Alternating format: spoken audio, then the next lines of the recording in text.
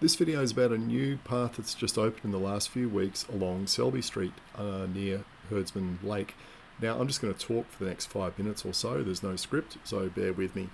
Now I'm just going to set a bit of context here. What I'm doing is I'm riding from Subiaco towards Herdsman, and as you can see there's a nice red standard asphalt path most of the way along here. It's fairly good quality, it's well laid out, it's nice and wide, it's pretty safe. You don't have problems with driveways, etc. It's, on the whole, a fairly good path. I mean, I do have issues with a couple of the intersections, but it's pretty good. And it looks good. Problem is, we're going to come up to this corner and it's going to finish right about here. Now from here, we're back onto, well, what?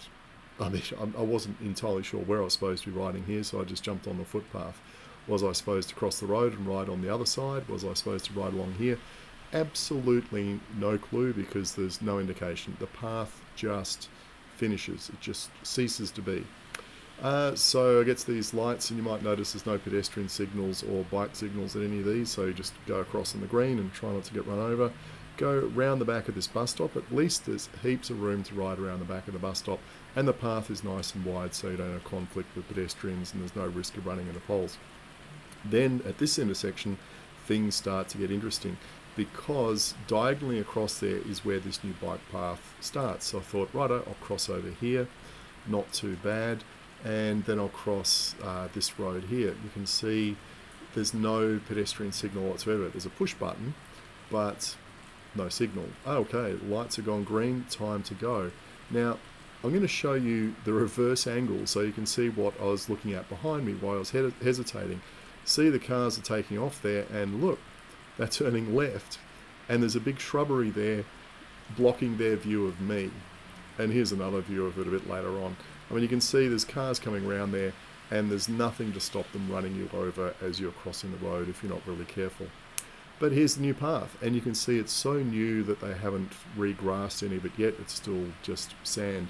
And I think this path is the result of a lot of compromises. There's a great deal of really excellent paths in Perth, built to a very high standard. I don't think this is one of them. It's not a principal shared path. I don't think it's built by the state government. It's built by one of the councils.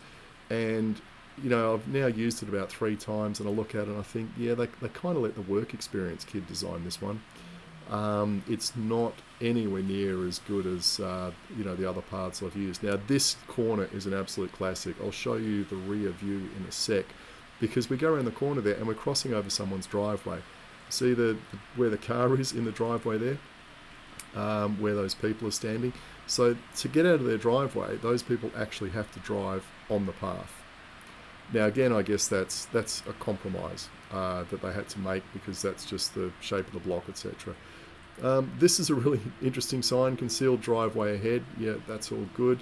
But what really got me is the concealed driveways around the corner, and the sign's pointing the wrong way. I don't know if someone's turned it around, or they've short of a few concealed driveway signs. I don't know. It boggles the mind. I don't really get why they ran the path so close to the boundaries and cut down the sight lines. You can see between the path and the road, they've left a little nature strip and they're planting trees there. I think, if they were so worried about sight lines, they could have actually moved the path over a bit. Now, this little entry from the side here, what a shocker. This is the bush blocking your view up the path. So if you come out of that street on the left, over that little concrete hump, which is terrible, you can't actually see anyone coming down the path. Along here, there's lots of shrubbery and stuff hanging over the path, and I actually got thwacked in the face a few times. And then the path just finishes. I mean, that's it. It's just finished. It's like, what? Where's the rest of the path?